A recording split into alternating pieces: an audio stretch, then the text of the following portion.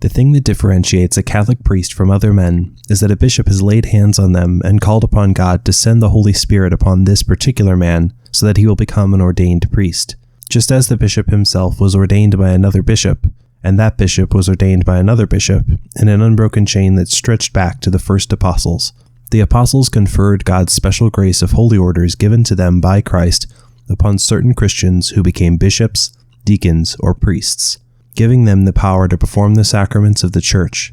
From the early days of Christianity, this office of priest was absolutely necessary to the life of the Church, and those joined to this episcopal body were the true Christian faith.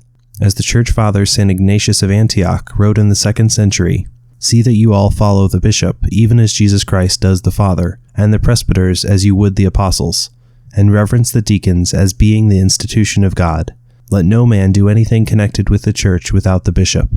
When given God's power by a validly ordained bishop, a priest can celebrate the Eucharist, forgive sins, and anoint the dying, just as Christ did, for a priest stands in persona Christi, in the person of Christ, and exercises these powers by virtue of their office, irrespective of their own personal holiness as an individual.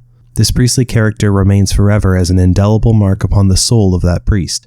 Although any baptized man or woman participates in the common offices proper to Christ, of priest, prophet, and king, the priestly role especially is to be understood never to extend to the activities of the ordained. Although in emergency situations, a layperson technically has the power to perform sacraments like baptism, sacraments that are proper to ordained ministers, such as the Eucharist, are genuinely impossible to perform by laypersons, whatsoever the circumstance, and if they were to perform the rites associated with these sacraments, nothing would happen. However, when done by a priest, these sacraments distribute real grace from God himself.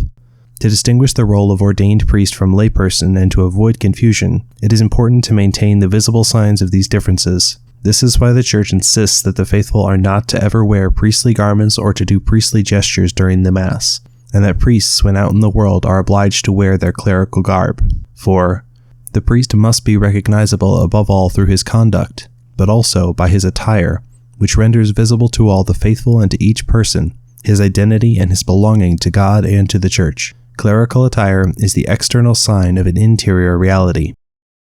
If you want to learn more about sacramental grace and the priesthood, please read the resources in the description of this video, or check out the attached playlist on sacraments for more videos like this.